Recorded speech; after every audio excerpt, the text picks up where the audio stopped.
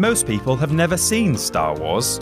No, really, hear me out. The term may now refer to the franchise as a whole, but before it was retitled A New Hope, Episode 4 in its original medium redefining form was simply called Star Wars. Then, from as early as 1980, George Lucas was tampering with his movies set in that galaxy far, far away, and so what with rejigged dialogue, added subtitles, and lashings of CGI smeared all over the practical masterpieces, comparatively few people have ever seen Star Wars as it once was. Now, everyone knows about the hand-shot first controversy, the CGI gumbo of Jedi rocks, and Hayden Christensen's unnecessary Force ghost, and we've even done a video here at What Culture on 10 changes that were actually totally justified.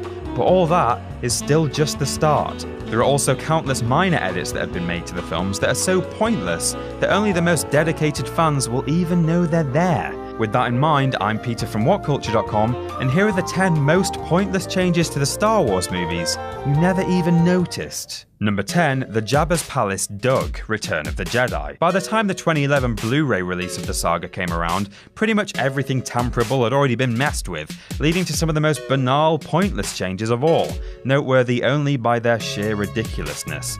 Case in point, just before Luke enters Jabba's palace in the first act of Episode 6, you can now see a CGI Dug, Sebulba's species, padding across the room, for some reason. What's so special about this guy that he's walking around the palace alone during communal nap time? I feel like the shot would actually make a lot more sense with the sound of a toilet flushing somewhere in the distance as he rounds the corner.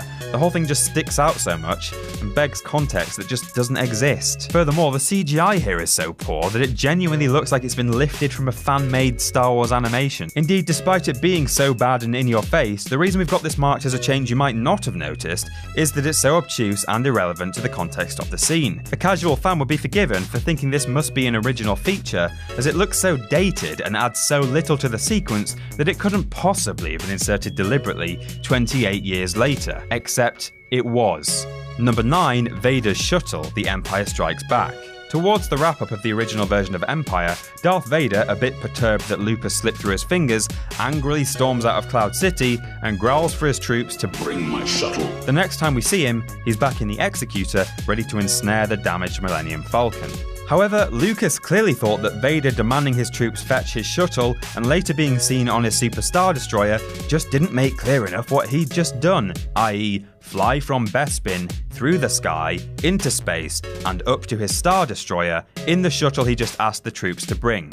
To remedy this for us moronic viewers who totally need our hands holding, in 2011, George Lucas helpfully added in a pointless sequence detailing his Imperial shuttle flying from Bespin up to the carrier, in amongst the thrilling rescue of Luke. Like, literally hard cuts from one sequence to the other, back and forth, mid-dogfight. It's a totally unnecessary scene, filling the audience in on something they already knew and interrupting the flow of a great part of the movie. Why did he do this? Number 8, the Krayt Dragon Calls, A New Hope. According to Ben Kenobi, the Sand people are easily startled, and I think he's probably correct about that, not least because he personally has frightened them away with no less than 3 different noises over the years. To start with, let's listen to the second version of his startling sound that was used in the 2004 DVD release. Ooh, a ghostly whistle. It's interesting and eerie for sure, but given that this is meant to be an imitation of a creature called a Krayt Dragon, the giant skeleton of which we see as 3PO traverses the Tatooine desert, something with more of a growl might have been better, maybe? Something like, oh, I don't know, the original sound effect used in 1977. How about that one? But hey, no worries, the 2004 whistling wasn't around for long, as our friend George updated it again for the Blu-ray release, and it was quite something.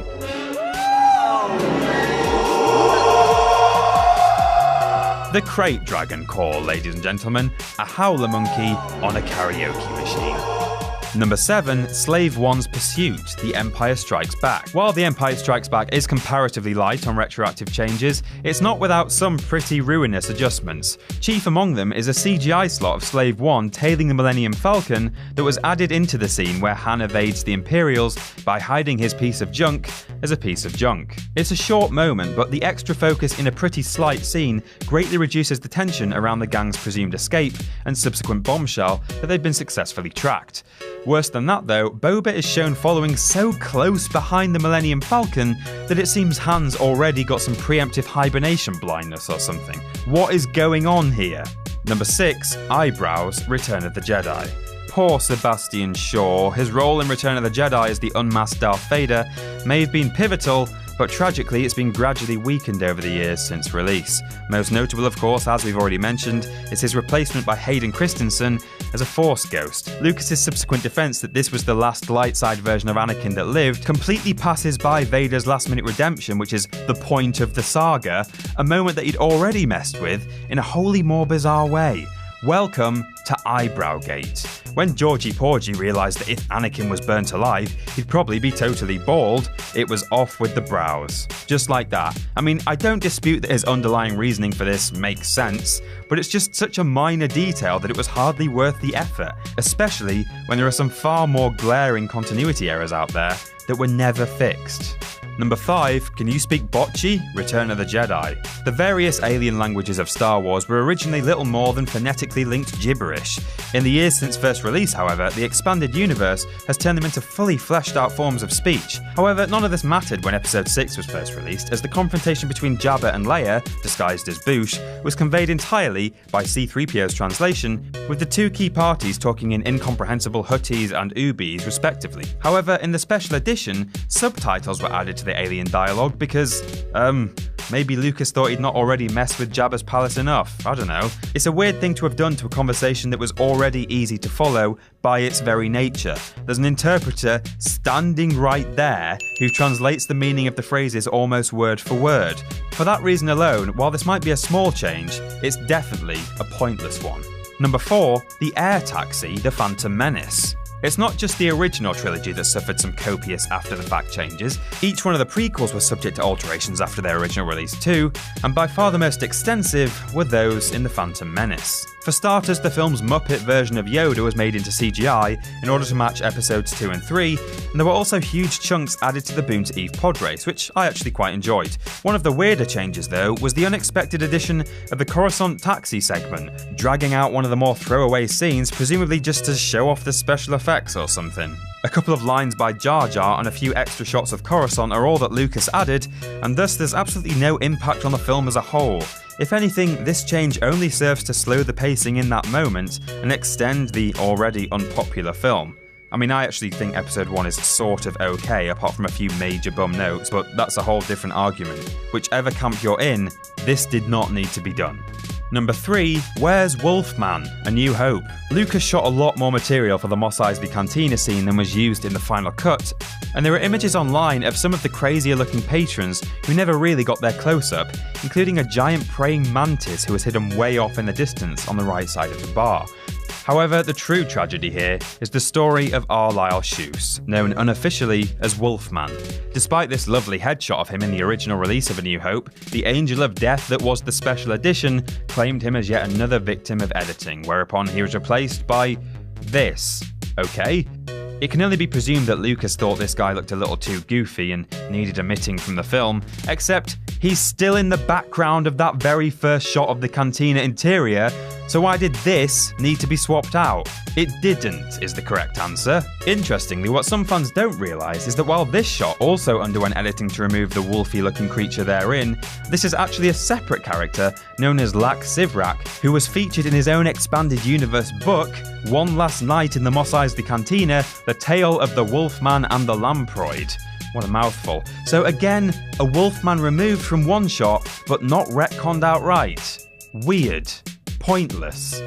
Number 2, Blinking Ewoks, Return of the Jedi. The Ewoks aren't exactly the most popular feature of the original trilogy. In fact, they're about as close as you get pre-1999 to the sort of clangers Lucas would eventually drop in the prequel trilogy. So what could be done to fix these despicable little teddies, thought George when it came to putting out the Blu-ray version? Well, by adding eyelids, of course. Wow. Now they'll like them. I mean, what is this, really? It's literally a case of blink and you'll miss it. I don't for one second dispute that it adds a little bit of life to Warwick Davis's Wicket, but only when you watch the two versions side by side. Without the comparison, you'd never know anything had been altered. Good job, Lucas. And number 1, R2's Rock, A New Hope. This is R2-D2, sitting in a cave. The sand people he's trying to hide from are very much distracted by the unconscious Luke and his speeder, so he's probably not going to get spotted. Except he is, cried George Lucas one 2011 morning. What was I thinking, not putting an extra rock in front of him, so close to the other rock that he's hiding behind, that the gap between them is actually too small for him to have fit through there in the first place. What? This infamous change to 1977 Star Wars encapsulates everything wrong with George Lucas's original trilogy changes. It doesn't look especially convincing, it tears a gaping hole in the scene's continuity, and worst of all, the scene worked totally fine without it. This was pointless. And breathe. Wow, so that's our list, but let us know what else you think we could have included by commenting below. Don't forget to like, share and subscribe as always, and you can come and chat with me about Star Wars and anything else you like on my Twitter @ThatPeterAustin. I'm Peter from WhatCulture.com, and I'll see you soon.